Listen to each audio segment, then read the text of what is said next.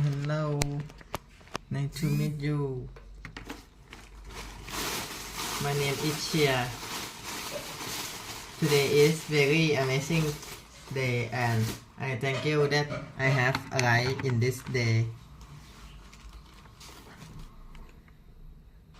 Happy New Year everyone. Today is 13 January 2025. It's very amazing because I have arrived in this day. I'm richer, stronger, healthier and happier in every single day of my life. จะพูดอยู่คนเดียวเนี่ยฉันไม่มีใครนะการบอกชินละ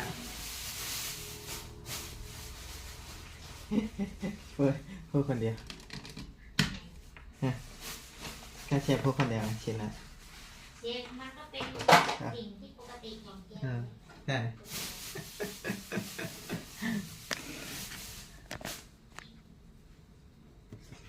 เต้นเต้นเต้นเต้นเต้นเต้นเต้นเต้น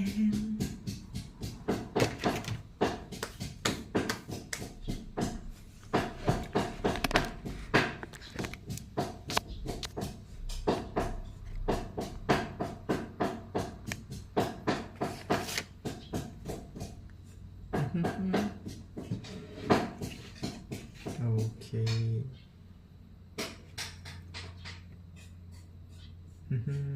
Today I will eat this food all of food jackfruit grape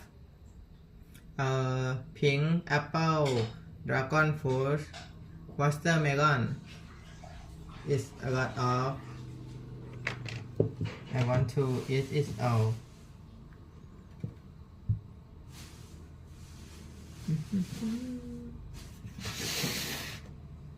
Hi, nice to meet you. Nice to meet you, everyone. Yay! Time to eat food. My breakfast. I doesn't eat anything from yesterday. I will eat it. This rice steam. Okay. Prepare to eat. Okay. Before I eat, oh.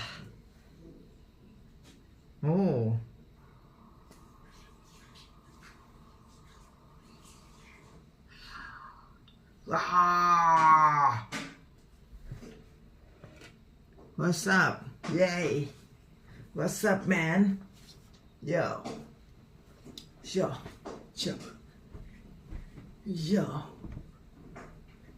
What's up, man? Wow.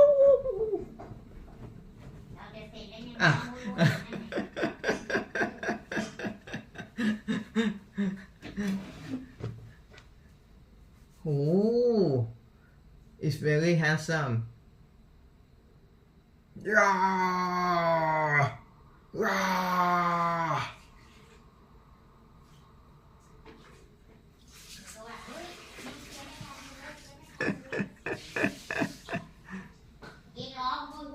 Yeah.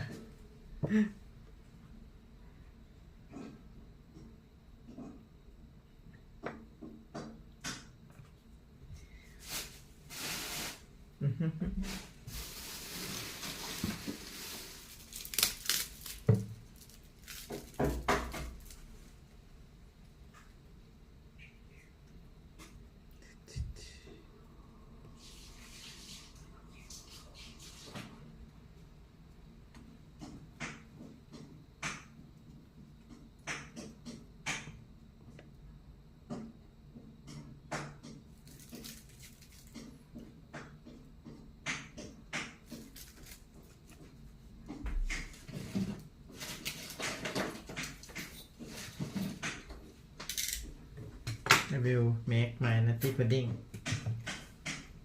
Nice to meet you, everyone.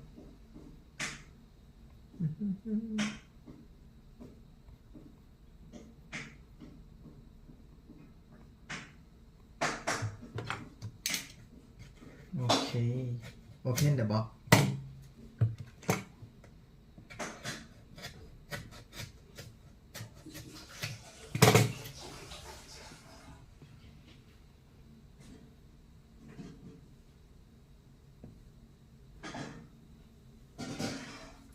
Pour the milk inside this tray.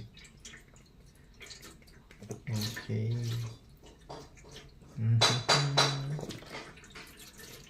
Okay, like this.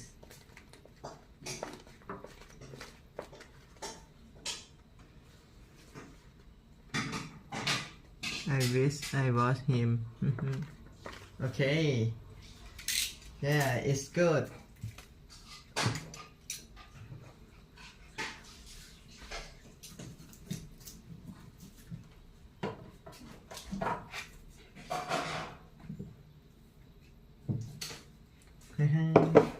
Wow. My meal.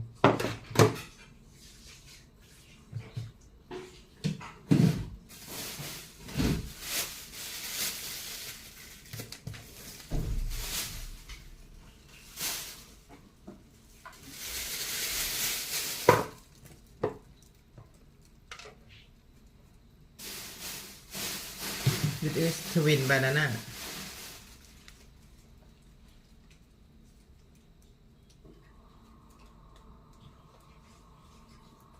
I was that crazy gold guy, and my wife said, please stop talking about that.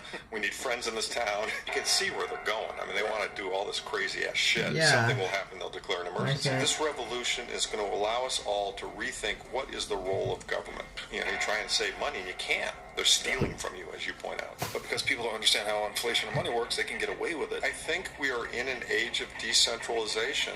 And, I mean, these nation-states don't serve us anymore. Right? It's fucking crazy.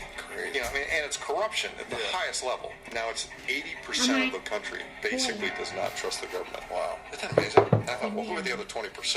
Wow. They work for the government. Right? One of my favorite sayings about money is that some people are so poor, all they have is money. When you have fake money, you get fake morals, you get fake, I mean, everything gets debased. And we know they lie to us. We know they protect themselves. We know they do whatever they can to keep their scheme going. We need to stop that. And the way to stop that is to... That's a beautiful vision for the future. It is a beautiful thing, isn't it? Right? I think we could actually make wars and nuclear weapons and all of that a thing of the past. Because I don't think the average man wants to kill other people. Holy shit. Yeah. That was the first time I actually realized how Hitler pulled it off. The money itself is rooted in a lie. I think it's a God-given thing that's a savior of mankind. Get ready for more inflation. Sadly, yes. So hold things that cannot be printed. Yes. What does God mean to you then in the scope of all this struggle of good and evil? Like, what? Well,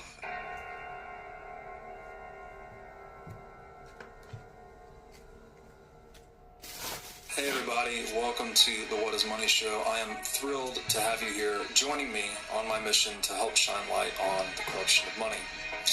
Now, if this is your first time listening to the What is Money Show, I strongly recommend that you go back to episodes 1 through 9 first, Why isn't which it lays a lot of the you? groundwork for many of the concepts that we explore on the show. These Yeah, first I 9 hope episodes he are my ripped it off. series with Michael Saylor, and thousands of people have told me that this is the Yeah. best อ๋อ podcast เขาถามว่าทำไมเชฟ they've ไม่ใส่ ever เสื้อ heard, hands down, and that it was instrumental to their บอก understanding ว่า of money ไม่ and ต้องน้ำ Bitcoin. ร้อนเลย So if you're looking to start a deep dive into the nature of money, I don't think there's any place better that you can start other than episode 1 of this show.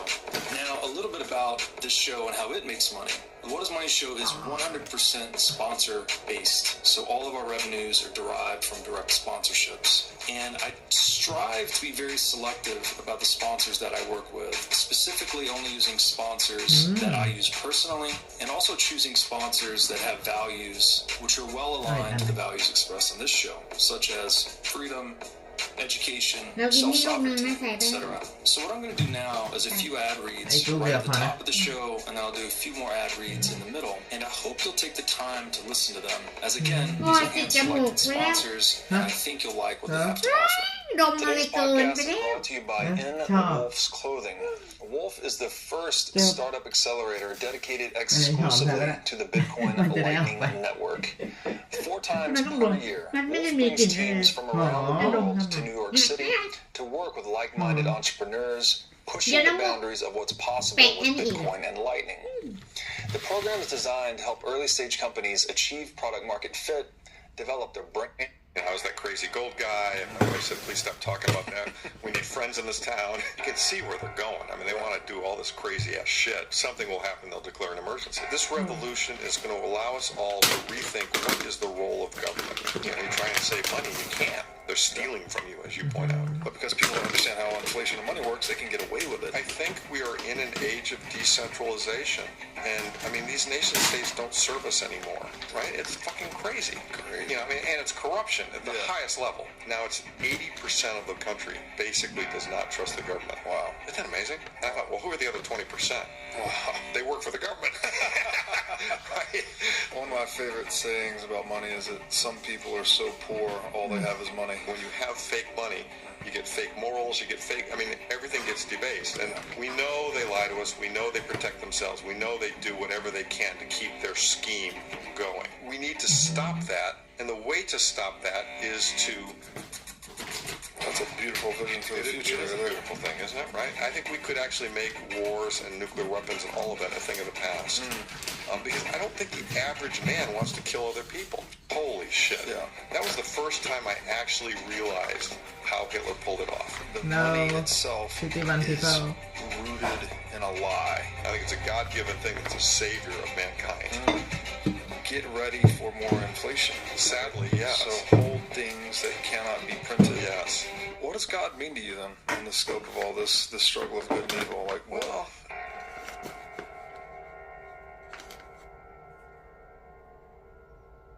Okay, I put Hey this. everybody, welcome to the What is Money Show. I am thrilled to have you here joining me on my mission to help shine light on the corruption of money. Now, if this is your first time listening to the What is Money Show, I strongly recommend that you go back to episodes 1 through 9 first, which lays a lot of the groundwork for many of the concepts that we explore on this show. These first 9 episodes are my series with Michael Saylor, and thousands of people have told me that this is the best podcast series they've ever heard, hands down, and that it was instrumental to their understanding of money and Bitcoin. So if you're looking to start a deep dive into the nature of money, I don't think there's any place better that you can start other than episode 1 of this show. Now, a little bit about this show and how it makes money. The What is Money Show is 100% sponsor-based, so all of our revenues are derived from direct sponsorships. And I strive to be very selective about the sponsors that I work with, specifically only using sponsors that I use personally, and also choosing sponsors that have values which are well aligned to the values expressed on this show, such as freedom, education, self-sovereignty, etc. So what I'm going to do now is a few ad reads right at the top of the show, and I'll do a few more ad reads in the middle, and I hope you'll take the time to listen to them, as again, these are hand-selected sponsors, and I think you'll like what they have to offer. Today's podcast is brought to you by In Wolf's Clothing. Wolf is the first startup accelerator dedicated exclusively to the Bitcoin Lightning Network. 4 times per year, Wolf brings teams from around the world to New York City to work with like-minded entrepreneurs, pushing the boundaries of what's possible with Bitcoin and Lightning. The program is designed to help early-stage companies achieve product-market fit, develop their brand, secure early-stage funding, and grow businesses that help fuel the global adoption of Bitcoin. So go to wolfnyc.com to learn more about the program or apply. Again, that's wolfnyc, wolfnyc.com. Larry the Part. Hey, Robert. Really nice to be with you. It's been too long. It's been too long. Welcome back to Thank the you. show. Yeah. I think last time we were together in person was in Miami back in 2021. Yeah. during the Bitcoin conference, so it's lovely to have you join me here in my home. It's great. Thank you. Beautiful place. Yeah. Thank you so much. I guess let's do a quick reintroduction for you, for those that may not know you. You've become quite a fan favorite in the Bitcoin space. I don't know about the that. past few years. I'm just a squirrel looking for a nut. Background is an investor my entire career. Venture capital from the early 80s until about 2005. Did well with the .com thing. Had an internet address in 1993 and went all in there, and that did well economically on that. The bubble in 2000, I could see it, and I retired off it, and was managing my kids' sports team, sitting around, and the GFC happened, and it was a come to Jesus moment for me, and holy shit, everything's changed. They're going to print all this money. Yeah, I've got some savings, and I'll be, I thought I'd be able to do the rest of my life. No, I'm suddenly concerned that I won't be, because they're going to debase the currency massively. So big pivot. The white paper was written at the same time. Satoshi had the same reaction. Dealt with it in a different way because he's a technologist. My reaction was, okay, what works when they print money? Gold. Studied it. In the 70s, gold and silver were the two best performing assets for the entire decade. Right. Gold was up 35% compounded. It went from $35 an ounce to $800 an ounce at the peak. So I pivoted and decided to become a manager of a gold fund, gold and gold stocks, got knowledgeable about those, et cetera, put all my money in, raised money, and I became a gold guy. Always kind of watching Bitcoin out of the corner of my eye, because there have been prior attempts, Hashcash and eCash and others, but sadly I got kind of thrown off the track in those early days, because I looked at it and I said, oh yeah, people have tried.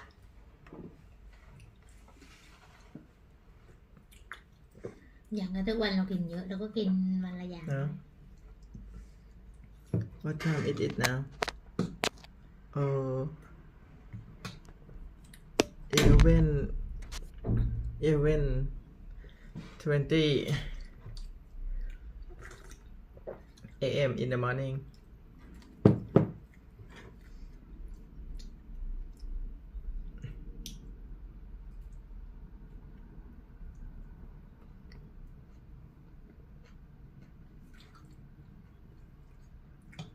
Can be redirected probably to your brain. Right? Animals that don't cook food have small brains. Animals that a human being can cook food can have a very short digestive tract, can eat anything. We're omnivores. We can go anywhere. We can metabolize calories that are very efficient. We can eat. Only takes us 10 or 15 minutes a day to get all the calories we need. There are animals that have to graze all day to get the calories they need. So fire is critical for that. It's critical for seeing, right? You channel your fire, and you can light up a cave, you can light up a camp, you can light up a tent, you can light up any area. And with the seeing comes communicating. You ever travel through the ancient world, you see they have all these watchtowers. The Romans built watchtowers. You put a fire in the tower, you can see it from miles and miles away. You create a signal system. A certain presumptive arrogance or ignorance amongst modern men. We think that kind of everything worth doing was done in the past 2,000 years or 3,000 years. I kind of figure 100,000 years ago, people were doing all this stuff. We might not have the writings of it, but they were pretty smart.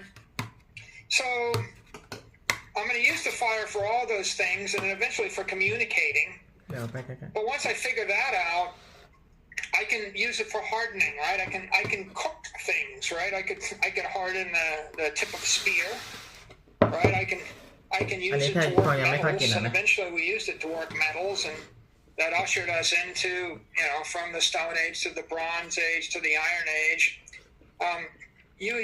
Fire is intrinsic to manufacturing processes, all sorts of manufacturing processes, and of course, I give you 1,000 acres of forest, Robert. How are you going to clear it? Sounds like fire would be the easiest way. Tractor in 100,000 BC. Fire, you're going to burn it. Yeah. Right? So, I mean, everybody talks about, or I see these discussions, oh yeah, well, paleo man, they're all hunter-gatherers, and they're just like walking around chasing after things that are running away from them. I doubt it. Yeah. like if I dropped you into 100,000 BC, I don't think you would on solo chase after a bunch of stuff with 4 legs. I think you would start by finding a canyon and start a fire on one end and dig a trench on the other end and let a mastodon trip on it and break its neck. It's sort of life's way to take the most energy efficient strategy, right? That's why the eagle would drop the goat off the cliff and let gravity do its work, right? Instead of trying to fight it out. And it's interesting that you bring up fire, and it's almost as if we were using it to energize our strategies in the world, right? And I think, as you put it earlier, channeling energy through our intellect. And I think the one piece that maybe we didn't hit on as much is the intellect itself develops through trade and interaction, right? That's how we are more than the sum of our parts, is by cooperation. And that's sort of at the kernel of all economics, right? We have these ideas, we swap them, they become better over time, and we get to energize better and better strategies. The phrase, right? You're playing with fire. Be careful, you might get burned. อันนี้คุณ Yeah, exactly. And what makes human beings unique is, as far as I can see, they're the only animal that plays with fire. Yeah. And from the point we started to play with fire, we started to evolve at a very rapid rate. Genetically, we evolved. Intellectually, we ไม่เอา evolved. เดี๋ยวมันน่าจะมีน้ำตาลอยู่ We evolved. And we talk about the fire of truth and the fire of faith. You know, it's like, or the keeper of the เราไม่ได้ flame. ใส่เหรอ You know, and the keeper of the flame really means something. มันก็หวานต้นหอม If you have a city, a village, a civilization, a tribe, and you've got a fire and it goes out, ปลาร้าแกง you might very well die. You don't want that fire to go ไม่เอา out. I mean, Bitcoin and the Bitcoin blockchain is a fire. We don't want it to go ข out นาดพว either. กต้นหอม We talk about feeding the fire of Bitcoin, and we talk about feeding the fire of faith, and simply being the keeper of the flame. It was an old idea thousands and thousands of years ago. I suspect it's the difference between life and death for humanity for 1,000,000 years. And when you've got fire, you started the fire, it's all good, but now I want you to go back 100,000 years and be running around in 42-degree temperature while it's raining on you. Or what happens when it goes to 20 degrees? If it's cold and you're wet and the fire goes out, you're going to die. Right? This is it's not an academic thing. It's a serious thing. So human beings harnessed fire, and it made all the difference. And then along comes the next set of thoughts, right? If you can harness fire, maybe you can develop a brain, and maybe you'll live long enough to use it. The next observation is, you ever wrestle around with a lion or a tiger or a bear? Pick any animal that you wish to kill, and you ever wrestle with a dog that weighs 80 pounds? Not easy. Would you like to fight with one? How do you feel about fighting with 10? How do you feel about trying to run any of these things down?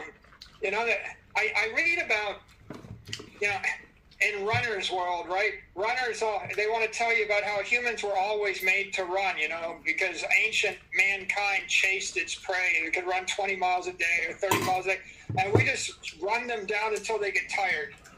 Okay, well, that's one idea, and maybe we did. But you ever try to catch something that's running away from you while you're hungry around dinner time? I don't really want to run for 20 hours straight until I tire it to death. I have a better idea, which is hit it with a missile. And I really mean literally missiles. I mean a sling, a primitive sling, or I mean an arrow.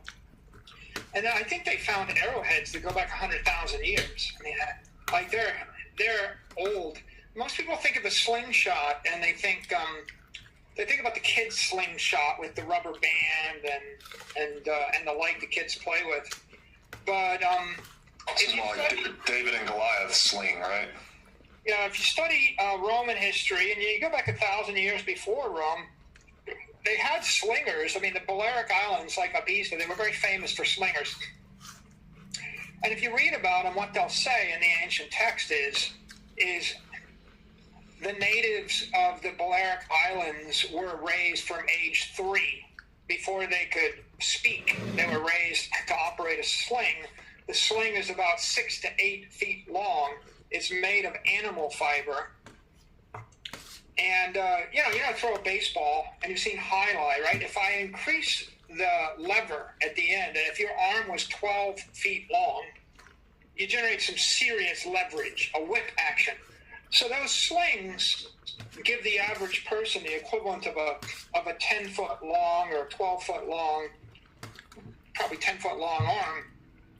And they practice with those for years, from age 3. You can imagine after 15 years of practicing, you get pretty good. And they weren't slinging little light stones or the shit that you pick up on the seashore. They're actually forming lead bullets. Okay? Everybody thinks, oh yeah, bullets are from guns. Well, they're not. I mean, people invented bullets thousands of years before guns. Guns were just the latest idea of putting bullets together with gunpowder. The lead bullets probably came along 10,000 BC. And maybe more, maybe 100,000 BC. This is a straightforward idea. If your life depended upon it, you would figure it out. And the figuring out is you get yourself a very dense bullet, you put it in a sling. You ever seen a good pitcher? A good pitcher can place the ball, 90 feet away, plus or minus 4 inches? Can a good pitcher hit you in the head if you're standing on the plate? Okay, now imagine someone that's pitching a 1-inch or half-inch stone bullet, a lead bullet, from 50 yards away that can hit you in the head every time. Because the Romans said they could. Okay, right? Now, so now think about that, and this is how bad it is, right? We talk about this in a bit, but to make the point, these guys could stand 100 meters, 200 meters off, and from 200 meters off, they could actually hit an animal in the head or another human being in the head. I mean, it didn't matter if they hit you in the head. If they hit you in your torso, they're going to rupture your ribs, and you may have organ failure. There's even stories, you know, Livy, when he writes about the Second Punic War, he writes about Roman slingers, and they sling so many of these things that they pretty much break all the bones of the galls beneath their armor. If they're wearing leather armor, their ribs are broken, and if they're not wearing leather armor and they get hit, just like getting hit with a bullet in your helmet, it may still give you a concussion. They're getting concussions. It was never a fair fight. No, try taking your 8-foot long spear and having a fair fight with a wolf or a pack wolf. No. Humanity wouldn't be here if we hunted or defended ourselves using spears or using. These things, these short, close quarter swords and clubs, they're all very romantic and they film well in Hollywood movies, you know, and great gladiatorial combat because you got the two adversaries that are in the same frame. But if you go back a million years, the adversaries were never in the same frame. If you made it this far and you were a human being, you mastered the art of death from above. I mean, killed from a distance and nobody knew that you were there. It's not a modern invention. Not only would you stand back 50 meters or 100 meters, you would stand up. And by the way, you would be up, you know, at the top of the hill where you have gravity working for you. That gives you more range. You would be back. If you're really smart, Robert, like if I told you there's a bunch of whatever creatures on the plane and any one of them can eat you or trample you, wouldn't you like to stand up 20 feet on a cliff that they cannot run up? Stand up 20 feet above them, wait for them to come by, blast them either with a sling or use a bow and arrow. And if you miss, what happens if you miss? Just load up and go again, right? How many chances do you get? Yeah. I think. Do you run out of bullets? Right. Now, what happens if you walk down on the plain with your beautiful spear and sword with all of your buddies standing next to you and fight it out? Risk of ruin. Can never take that on. I think this is very interesting, and it also highlights another difference that we have from animals. I know that humans are one of the few animals that rely on visual acuity as their primary sense. I think it's humans and predatory birds. And then it also comes down to our dexterity, right? Our ability to handle and manipulate bow and arrow, sling, these types of missile weapons. Just sort of highlights, again, kind of the difference in us and everyone else. And those two things, too, are both intimately related with speech and thought and other tool making. So I think that's very interesting. You think about the idea of missiles, right?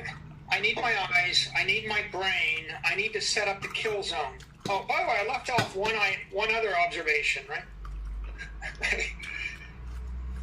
It's 500,000 years ago.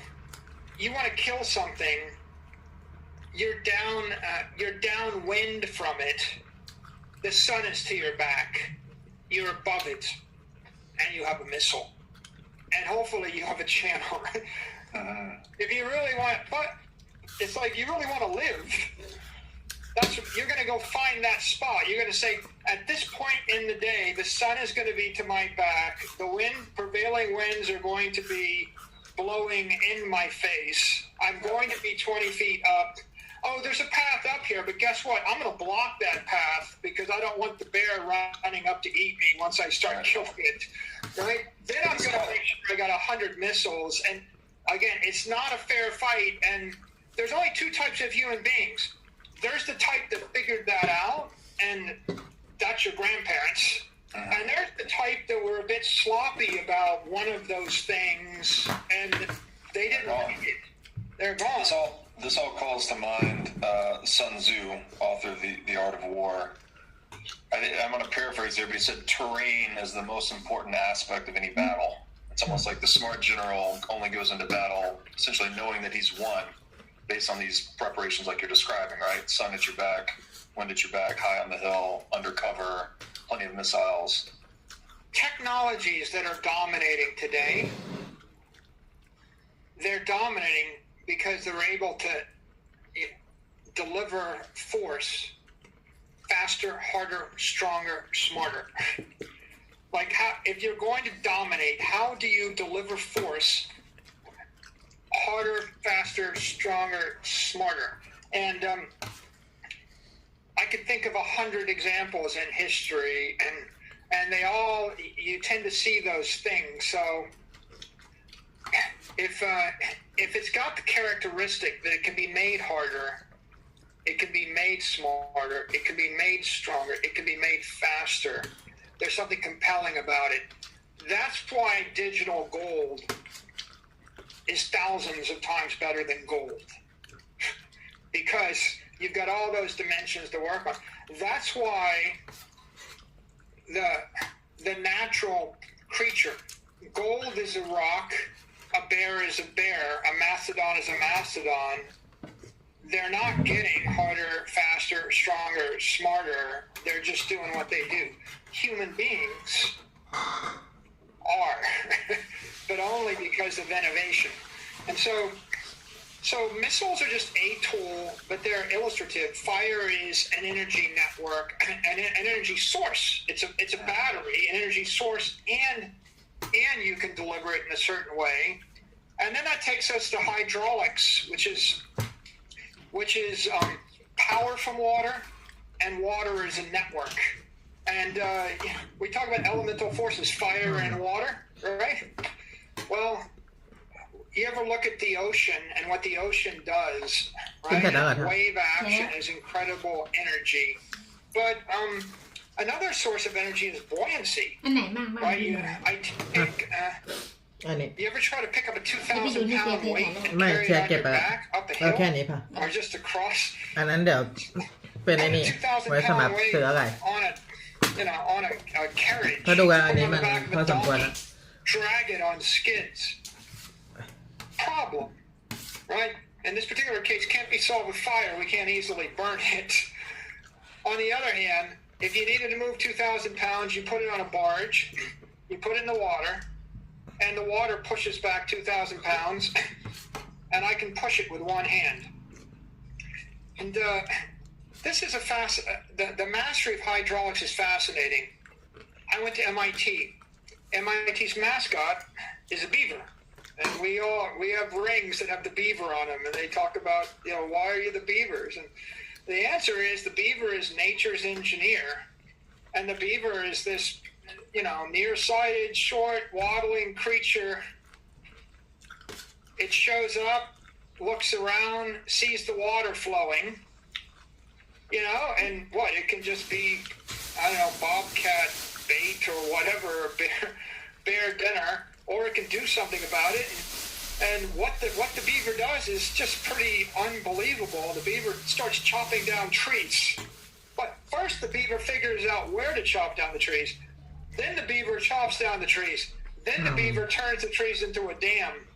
Then the beaver, it channels the river into the dam, creates a pond, floods the pond. It's like it's reading the terrain. After it's got the pond, it creates a lodge in the middle of the pond with an entrance underwater, and then it creates its life in that lodge. That pond, water is elemental to life, and that pond creates a vibrant ecosystem, and in that ecosystem, lots of things grow. Yeah. But for the most, and lots of creatures benefit. I mean, the ecological diversity improves, and it's good for all the plant life. It's good for all the wildlife. People lament the loss of the beaver, screws up forests, and the beaver is just doing its thing. And if there's a storm and the dam gets messed up, the beaver swims out in the middle of the thunderstorm or hurricane or whatever it is and fixes the dam. It's a very industrious creature. And you just kind of sit back and you're in awe, and you think, well, how did a creature figure that out? And then what does that mean to humanity? Of course, it means a lot to humanity. I've been all over the world, and I've been to the desert. I've been to Riyadh. I've been to UAE. I've been to Singapore. I've been to Miami Beach. People think oil is money. They think oil is power. They think, and let me tell you, oil is not, it's not really power. It's not wealth. Water is wealth. Water is the key to life. If I gave you $10 billion and as much land as you wanted in the desert, you can't create life. The cost for you to create a pond in the desert, the cost for you to actually create a park with oak trees. If I gave you $10 billion, you would, and you lived in the desert, Robert, what would you do with the money? What's the first thing you would do? Buy Bitcoin and exit the desert. Spoken like a progressive. What if you? So let's parse that. What if you didn't know about Bitcoin and I gave you the $10 billion and you lived in the desert? I guess you'd be looking for trading partners with water. You'd exit the desert, right? So what do? You buy yourself a jet. You buy yourself a villa in the south of France. You buy yourself a yacht that floats in the Med. And then you figure out how to live your life, because the cost to grow a palm tree in the desert is $20,000 a year.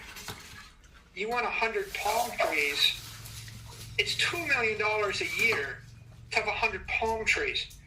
You want 4 acres of grass in the desert? You have $100 million a year? for 10 acres of grass. By the way, you still can't have it. Even if you spend $100 million a year to put 10 acres of grass in the desert, the sandstorm comes and it wipes you out. Water is elemental to life. We underestimate how important it is until you start paying to create it. And yeah, you can stay alive in the desert, but you know, a person making $50,000 a year that lives in a city that has parks and rainfall and a temperature, a nice temperature, lives better than a billionaire in the desert. Right. It's just that powerful. Now, get back to hydraulics. You know,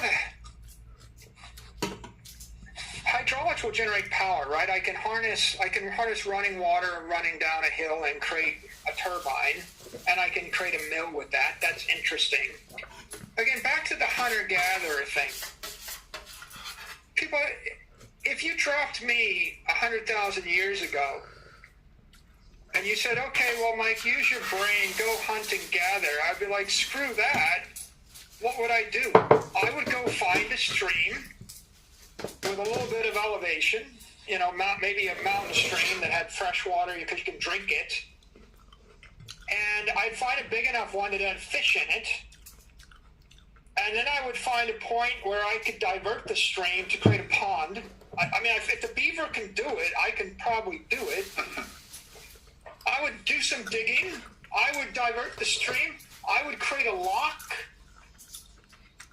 And at that point in the year when the salmon or whatever are running, I might just flip that lock and I would actually divert the stream into my pond and create myself, you know, maybe it's a 100-foot wide pond, maybe it's a 20-foot wide pond, maybe it's a 300-foot wide pond.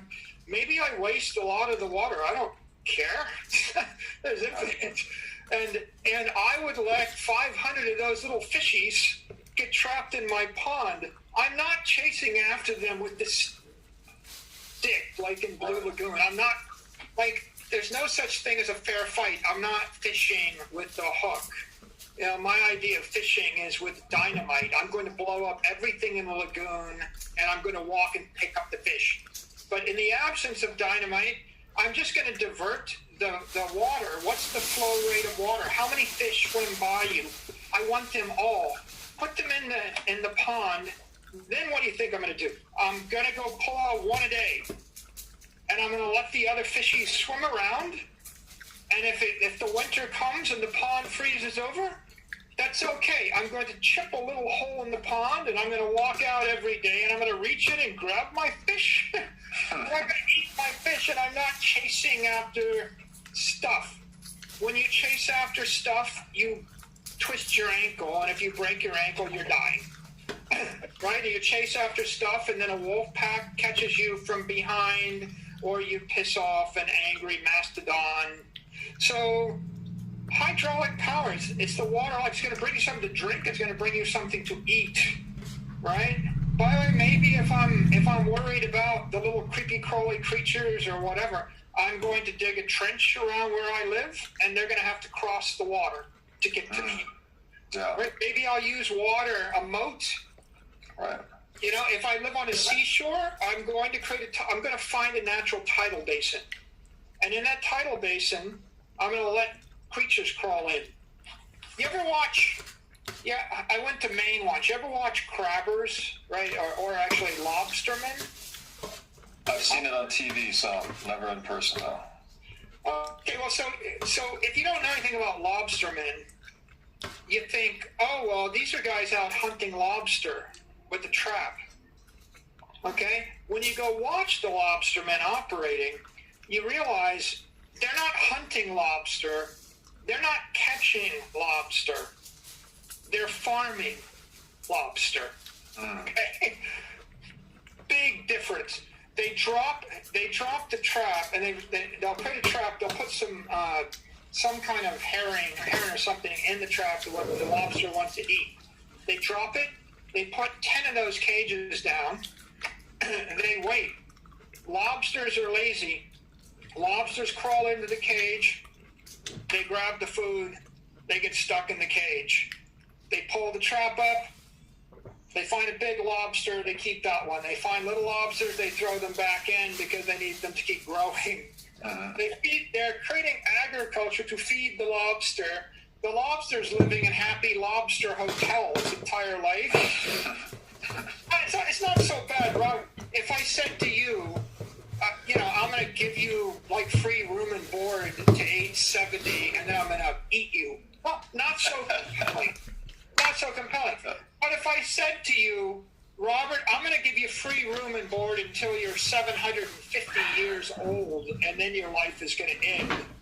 Or you can make it on your own, and you'll suffer a horrific death being eaten up by a barracuda at age 35. You might think it's not so bad living, in your lobster hotel 10 times longer than you would live naturally. It's not like these lobsters would have made it very far. They're liking it. They're domesticated lobsters. Right. Nature tends to pursue the most energy efficient strategy available to it, right? Whether you're the eagle dragging the baby goat off the cliff, or you're the lobster enjoying the lobster hotel, or you're the man diverting the stream to capture a bunch of salmon, you have a tendency to want to do the least to achieve the most, right? It's kind of the nature of productivity itself. I'm channeling energy. And not wasting any in the process. As efficiently and usefully as possible. The pyramids got built 2,000 years before Cleopatra and Caesar.